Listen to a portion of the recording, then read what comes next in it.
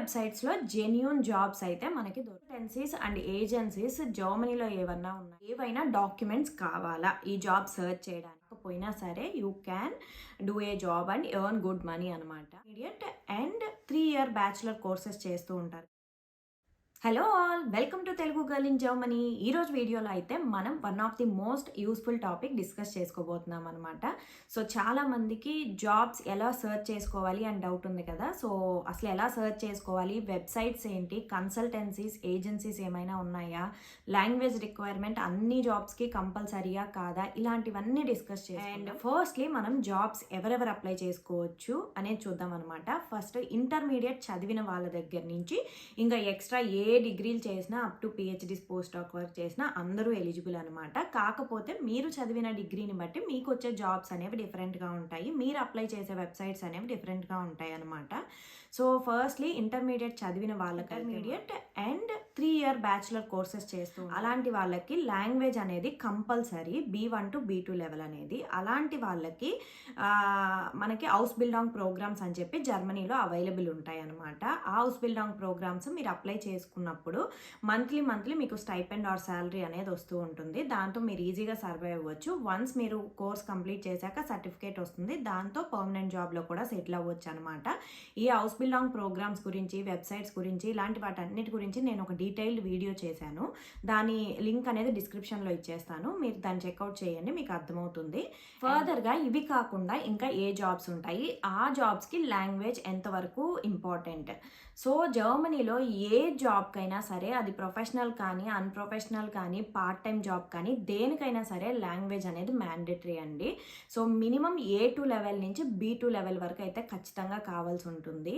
And apart from this there are few jobs which are exceptional to jobs like researchers, some MNC కంపెనీలో software roles ఉంటాయి, ఇంకా PhDs, post docs ఇలాంటివి ఉంటాయి కదా, like academic సెక్టార్లో ఉండే వాళ్ళకైతే కొంచెం ఎక్సెప్షన్ ఉంటుంది. రాకపోయినా సరే you can do a job and earn good money అనమాట. ఈ జాబ్స్ అన్ని అసలు ఎలా సర్చ్, ఏవైనా డాక్యుమెంట్స్ కావాలా ఈ జాబ్ సర్చ్ చేయడానికి, మ్యాండేటరీగా కొన్ని డాక్యుమెంట్స్ కావాలండి. సో ఫస్ట్లీ ఈక్వివాలెన్స్ సర్టిఫికేట్ అనమాట.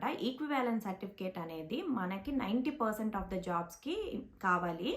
సో ఎస్పెషల్లీ మన ఇండియాలో చదివిన డిగ్రీ అనేది జర్మనీలో అది వ్యాలిడ్ అని చెప్పి ఒక సర్టిఫికేట్ అది మీ దగ్గర పెట్టుకోండి, మీరు జర్మనీకి సీరియస్గా ట్రై చేస్తున్నారంటే. And also CV, standard CV. చాలామంది నార్మల్ CV అప్లై చేస్తారు, బట్ జర్మనీకి, యూరోపియన్ కంట్రీస్కి ఎస్పెషల్లీ యూరోపియన్ స్టాండర్డ్ ఫార్మాట్ ఉంటుంది. ఆ ఫార్మాట్లో అయితే మీరు CVని ప్రిపేర్ చేసి పెట్టుకోండి. దానికి యూరోపాస్ అని చెప్పి ఒక ఫ్రీ వెబ్సైట్ ఉంది. ఆ వెబ్సైట్లో మీరు డైరెక్ట్గా CV అనేది ప్రిపేర్ చేసుకోవచ్చు యూరోపియన్ స్టాండర్డ్లో. అండ్ ఆల్సో CV అనేది జస్ట్ 1 or 2 pages మాత్రమే రాయండి, with highlight points like experience, education, skills తోటి. అండ్ ఆల్సో మీకు లాంగ్వేజ్ వస్తే లాంగ్వేజ్, అండ్ మీ ఎయిమ్ ఏంటి, అచీవ్మెంట్స్ ఏంటి, ఇలాంటివి ఇవన్నీ కామన్, బట్ హైలైట్ చేస్తూ రాయండి. సపోజ్ మీకు స్కిల్స్ ఒక 10 వచ్చు, అందులో మీరు వెరీ స్కిల్ 1-2 ఉంటాయి కదా, అవి హైలైట్ చేయండి. అండ్ ఎడ్యుకేషన్, ఏదైనా మంచి యూనివర్సిటీ అయితే లింక్స్ ఇచ్చుకుంటూ అలాగా మీరు రాయండి అనమాట. నెక్స్ట్ వెరీ ఇంపార్టెంట్ థింగ్ వచ్చేసి కవర్ లెటర్ అండి. కవర్ లెటర్ రాసేటప్పుడు మాత్రం మీరు ఒక జనరల్ కవర్ లెటర్ రాసి అలా అప్లై చేసేసేయకుండా specific cover letter to each and every job రాయండి. బికాజ్ కవర్ లెటర్ రాసేటప్పుడు మీరు వాళ్ళ కంపెనీని అడ్రస్ చేస్తూ మీరు అప్లై చేసే స్పెసిఫిక్ జాబ్ రోల్కి మీరు ఎలా ఫిట్ అవుతారు and what that role will give back to you అని చెప్పి మీరు మ్యాండేటరీగా మెన్షన్ చేశారు అంటే 50% ఆఫ్ ద జాబ్స్కి మీరు ఈజీగా షార్ట్ లిస్ట్ అవుతారనమాట. సో వన్స్ మీరు ఇవన్నీ రెడీ చేసుకున్న తర్వాత next step websites, job searching అనమాట. వెబ్సైట్స్లో జెన్యూన్ జాబ్స్ అయితే మనకి జర్మనీలో స్పెసిఫిక్ వెబ్సైట్స్ అని ఉంటాయండి. ఇండియాలో నౌకరీ, ఇండీడ్ ఎలాగో అలాగే ఇక్కడ కూడా అనమాట. ఎస్పెషల్లీ మెయిన్గా మనకి ఫాస్ట్ అండ్ రిలయబుల్ జాబ్స్ వచ్చేసి లింక్డ్ఇన్, అందరికీ తెలిసిందే కదా. సో లింక్డ్ఇన్లో మీరు లొకేషన్ జర్మనీ పెట్టుకొని ట్రై చేయండి. సర్చ్ ఇంజన్లో మీరు జస్ట్ కీవర్డ్స్ అనేవి మీకు రిలేటెడ్ జాబ్ ఇచ్చి లొకేషన్ చేంజ్ చేసుకున్నారంటే అలాంటి జాబ్స్ అన్నీ వచ్చేస్తాయి. అవి ఓపెన్ చేసి అందులో ఇచ్చిన రిక్వైర్మెంట్స్ ప్రకారం మీరు ఫిట్ అవుతున్నారు అనుకుంటే వాళ్ళు ఏమేమి అడిగారో ఆ డాక్యుమెంట్స్ ప్రొవైడ్ చేస్తూ మీరు అప్లై చేసేసుకోవడమే. అండ్ లింక్డ్ఇన్ కాకుండా మనకి వెబ్సైట్స్ అంటే మాన్స్టర్, ఇంకా ఇండీడ్ జర్మనీ, ఇంకా చాలా ఉన్నాయన్నమాట. నేను ఇక్కడ స్క్రీన్ మీద ఇచ్చేస్తాను. అవన్నీ మీరు స్క్రీన్ షాట్ తీసుకొని అందులోకి వెళ్ళి మీరు వెతుక్కోవడమే. సర్చ్లోకి వెళ్ళి మీరు ఆ సర్చ్ ఇంజన్లో మీకు నచ్చిన కీవర్డ్స్ ఇచ్చేసి అప్లై చేసుకోండి. అండ్ మీకు కన్సల్టెన్సీస్ అండ్ ఏజెన్సీస్ తెలుసా అని చాలామంది అడుగుతున్నారు నన్ను. ఫస్ట్ అండి, నాకెవ్వరు జాబ్స్ గురించి మెసేజ్ చేయొద్దు, కాల్ చేయొద్దు అనమాట. నేను ఏ జాబ్స్ ప్రొవైడ్ చేయట్లేదు. నేను జస్ట్ నాకు తెలిసిన ఇన్ఫర్మేషన్ని మీకు ప్రొవైడ్ చేస్తున్నాను.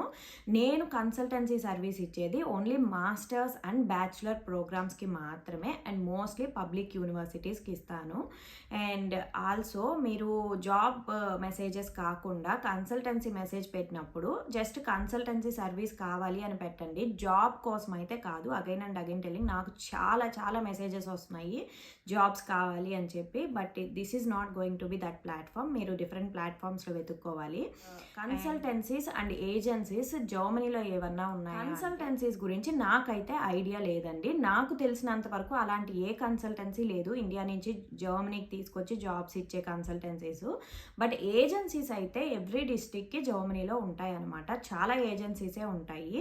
సో ఆ ఏజెన్సీస్ ఏంటంటే, మీరు ఆల్రెడీ జర్మనీలో ఉండి మీకు వ్యాలిడ్ వర్క్ పర్మిట్ ఉంటే వాళ్ళు మీకు హెల్ప్ చేస్తారు జాబ్స్ ఇవ్వడంలో. బట్ ఇండియా నుంచి డైరెక్ట్గా అయితే మాత్రం మీకు ఏజెన్సీస్కి ఇవ్వలేరనమాట. బికాజ్ వాళ్ళు మీకు ఏం స్పాన్సర్ చేసే జాబ్స్, పెద్ద జాబ్స్ అయితే ఇచ్చే ఛాన్సెస్ తక్కువ ఉంటాయి అన్నమాట.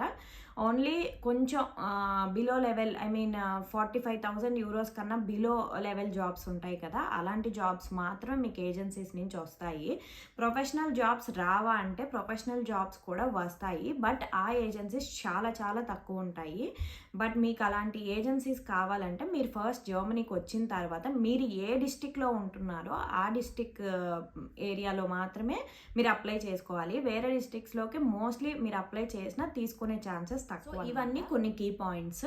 మీరు వన్స్ జాబ్ వచ్చిన తర్వాత మీ జాబ్ 45,000 యూరోస్ నుంచి 55,000 యూరోస్ అబవ్ ఉంటే మీరు బ్లూ కార్డ్కి ఎలిజిబుల్, అండ్ పిఆర్ కూడా ఈజీగా వచ్చేస్తుంది. అండ్ ఆల్సో సిటిజన్షిప్కి కూడా ఎలిజిబుల్ అనమాట కొన్ని ఇయర్స్ ఉన్న తర్వాత with certain small requirements. So ఇవన్నీ ఇలా ఉంటాయి. సో మీరు ఈజీగా లాంగ్వేజ్ నేర్చుకున్నారు, మంచి స్టాండర్డ్ సర్టిఫికేట్స్ పెట్టుకొని మీరు ఈ డాక్యుమెంట్స్ అన్నీ ప్రిపేర్ చేసుకొని మీరు కంటిన్యూస్గా అప్లై చేస్తూ ఉన్నారంటే మేబీ 90% మీరు ఫస్ట్ ఇయర్ కాకపోయినా, సెకండ్ ఇయర్ కాకపోయినా, థర్డ్ ఇయర్కైనా మీకు వచ్చే ఛాన్సెస్ ఎక్కువ ఉంటుంది జాబ్. So keep trying. ఇంకేదైనా అర్థం కాకపోయినా, ఇంకేదైనా కావాలన్నా ఇన్ఫర్మేషన్ మీరు కమెంట్ చేయండి. I will reply you there. So thanks for watching.